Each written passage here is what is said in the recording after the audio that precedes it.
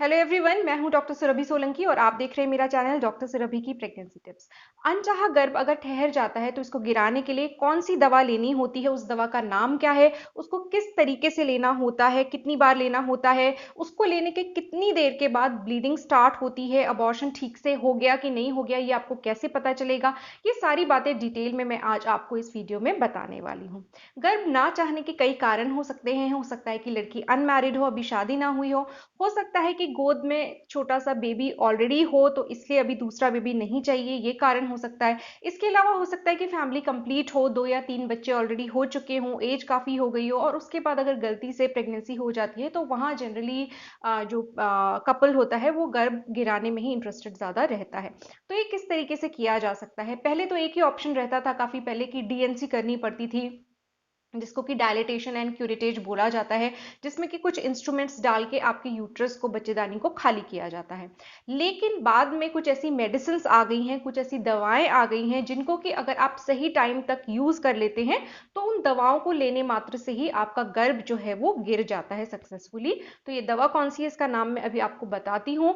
इसमें पहली चीज जो आपको ध्यान रखने की है वो ये है कि जो आपका लास्ट मेंस्ट्रुअल पीरियड आया था, उसका जो पहला दिन था, यानी कि जिस दिन आपकी ब्लीडिंग स्टार्ट हुई थी पिछले पीरियड में, उस डेट से लेकर अब तक या आज तक अगर 49 डेज ही हुए हैं तो आप इस दवा को यूज कर सकते हैं। अगर ज्यादा दिन हो गए हैं, आपकी प्रेगनेंसी ज्यादा ड्यूरेशन की हो गई है, तब आपको डीएनसी करानी चाहिए, तब ये दवा ज्यादा ठीक से काम नहीं कर पाती है। तो इसीलिए ये जरूरी होता है कि अगर आपको बच्चा नहीं चाहिए तो आपको थोड़ा ध्यान रखना चाहिए कि आपके पीरियड्स किस डेट को आते हैं। ये एक अच्छी प्रैक्टिस है कि आप उस डेट को नोट कर लें जब भी आपका पीरियड आता है। तो इस तरीके से आप भूलेंगे नहीं कि आपकी पीरियड की डेट कब थी, मिस हो गई, कितने दिन हो गए, डिले हो गया आपका पीरियड, ये सब चीज़ें आपके ध्यान में रहेंगी। तो अब अगर आपका पीरियड जो है वो डिले हो गया, मान लीजिए आपका एक्सपेक्टेड पीरियड की डेट से 1 हफ्ता ऊपर हो गया है, तभी आप प्रेगनेंसी टेस्ट करेंगे, क्योंकि इससे पहले अगर आप प्रेगनेंसी टेस्ट करेंगे तो प्रेगनेंसी होते हुए भी वहां पे नेगेटिव रिजल्ट आ सकता है। तो 1 हफ्ते के बाद जनरली टेस्ट किया जाता है, या फिर अनप्रोटेक्टेड सेक्स के 3 हफ्ते के बाद प्रेगनेंसी टेस्ट करना चाहिए। तो आप प्रेगनेंसी टेस्ट करके देखिए, अगर पॉजिटिव आता है तो उस कंडीशन में आप कुछ दवाएं ले सकते हैं जिनके द्वारा आपका अबॉर्शन हो जाएगा। ये कौन सी दवाएं हैं? ये दवाएं मेनली जो होती है, एक गोली होती है मिफेप्रिस्टोन की और 4 गोलियां होती हैं मीजोप्रोस्ट की। अब ये तो ड्रग का नाम है, ये कई सारे ब्रांड्स का अलग अलग नाम से आता है, जैसे कि मिफेजेस्ट किट है, एमटीपी किट है, अनवांटेड किट है। तो ये जो मेडिसिन हैं ये अलग अलग ब्रांड नेम से आती हैं। अब ये जितनी भी किट्स आती हैं अलग अलग ब्रांड की, इनमें 5 गोलियां होती हैं। जैसे कि मैंने आपको बताया कि एक बड़ी गोली होगी, उसमें मीफेप्रिस्टोन की गोली वो होती है, उसको आपको लेना होता है पहले दिन। तो एक दिन आपने वो गोली ले ली, उसके बाद अगला दिन छोड़ के उसके बाद का जो दिन होता है उस दिन आपको मीजोप्रोस्ट की, यानी कि जो 4 छोटी गोलियां होती हैं उनमें से 2 गोलियां आप ले लीजिए। 2 गोलियां जब आप लेंगे तो उसके 4 घंटे के अंदर आमतौर पे आपकी ब्लीडिंग स्टार्ट हो जाती है।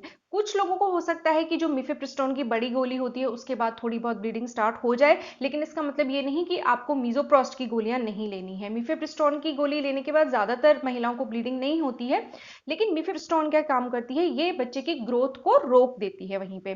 तो इस तरीके से आपका बच्चा जो है एक्चुअली मिफेप्रिस्टोन की यानी कि बड़ी गोली लेने के बाद ही डैमेज हो जाता है। तो कुछ महिलाएं अगर ये सोचती हैं कि अगर उनका दवाइयों के द्वारा अबॉर्शन अनसक्सेसफुल रहा, यानी कि ब्लीडिंग नहीं हुई और अबॉर्शन नहीं हो पाया ठीक से, तो पूछती हैं कि क्या हम इस बेबी को कंटिन्यू कर सकते हैं? तो इसका जवाब है बिल्कुल भी नहीं। बच्चा आपका डैमेज हो गया है जब आपने मिफेप्रिस्टोन की बड़ी गोली ली है, इसलिए अगर किसी कारण से दवा फेल हो जाती है तो वहां पे आपको डीएनसी करा के बच्चा अबॉर्ट कराना जरूरी होता है। तो कैसे लेनी थी दवाई? पहले आपको मीफेप्रिस्टोन की एक गोली लेनी है पहले दिन।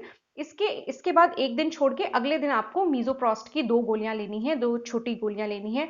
इसके बाद 4 घंटे के अंदर जनरली आपकी ब्लीडिंग स्टार्ट हो जाएगी। अगर नहीं होती है 4 घंटे के अंदर आपकी ब्लीडिंग स्टार्ट, तो आप बची हुई 2 गोलियां भी खा लीजिए। इसके बाद 4 घंटे के अंदर आपकी ब्लीडिंग जरूर स्टार्ट हो जानी चाहिए। तो आपको ब्लीडिंग होगी, साथ में आपको थोड़ा एक पीस जैसा भी आ सकता है, जो कि एक इंडिकेशन होता है अच्छा कि आपका अबॉर्शन सक्सेसफुली हो गया है। तो इस तरीके से आपको ब्लीडिंग हो जाएगी। अब इसके 2 हफ्ते के बाद आप एक अल्ट्रासाउंड करा लीजिए।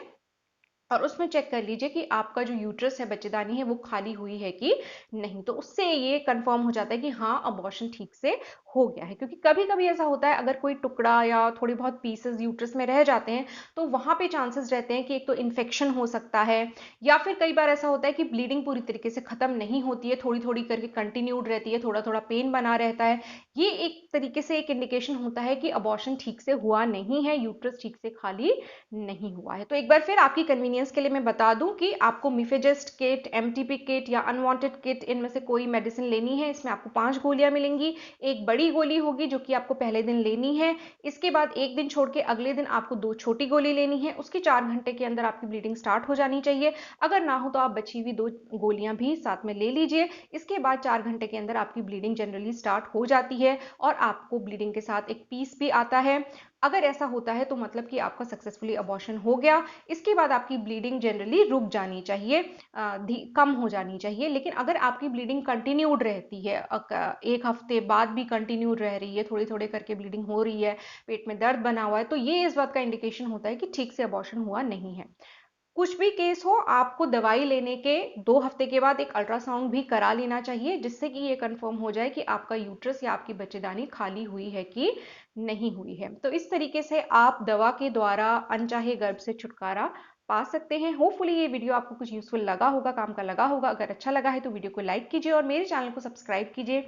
चैनल को सब्सक्राइब करने के साथ साथ वो नोटिफिकेशन बेल भी जरूर प्रेस कर दीजिएगा ऑल के ऑप्शन के साथ, ताकि आपको मेरे आने वाले नए यूजफुल वीडियोस के नोटिफिकेशन सबसे पहले मिलते रहें।